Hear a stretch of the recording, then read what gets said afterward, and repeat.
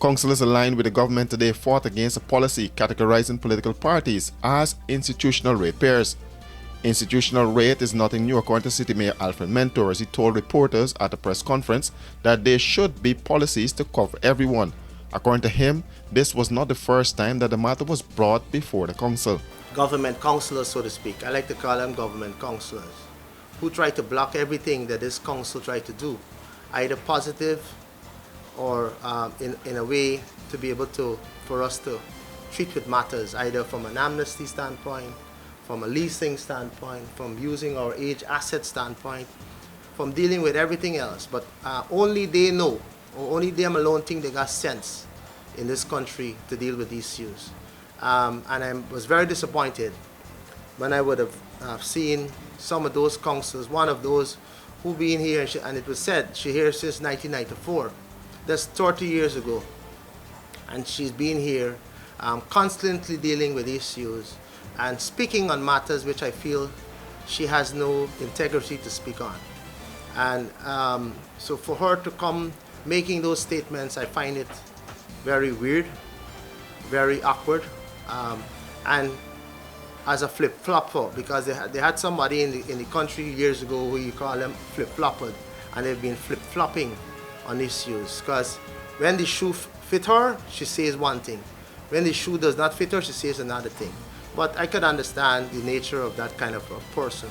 I also have seen one of the other councillors in this case, a young Jacobs, who's following that particular line of telling Nancy stories and selling propaganda. I'm disappointed in him as a young politician who's coming up, and I believe he should take his own style across the table rather than telling lies and join in from the vice president downwards in telling Nancy's story to people. He ought to be able to call a spade and be realistic, because he was very much part of the deliberation of this in the committee meetings. His other councillor colleague, who's a member of the committee, Dancing, was also part of it. I have all the minutes here to prove what contributions they made. But you know what they did?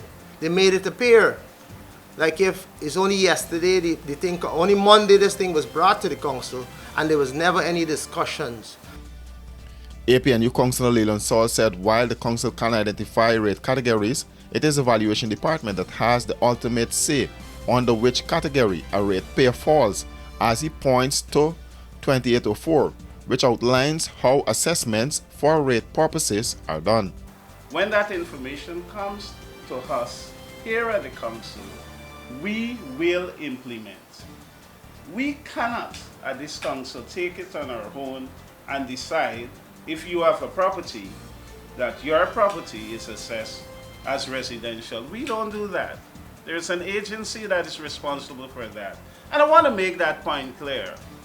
And I am surprised that Madam Chase Green does not know that. And as I said earlier, no wonder we are dealing with melodies from our tenure, because I am surprised that she does not know the entire procedure as it relates to assessment for a rating purpose. Councillor Clinton Hines expressed his frustration with the councillors of the other side. Only to discover that this matter was discussed long before. Decision was made, and an amount has been set by the agency as it applies to institutional rate under Chase Green. Now, for Chase Green to be part of an outfit that goes to the public to say or accusing the councillors who sit on the council representing the APNU and the citizenry of Georgetown, to say that we have bullied and what you call force to implement a policy that applies to political parties. It's as a result of a request that was made. It was raised at the level of the council of the committee. Then the recommendation was made at that level for it to be discussed with the entire council. Something was proposed, some changes were made, and all of that.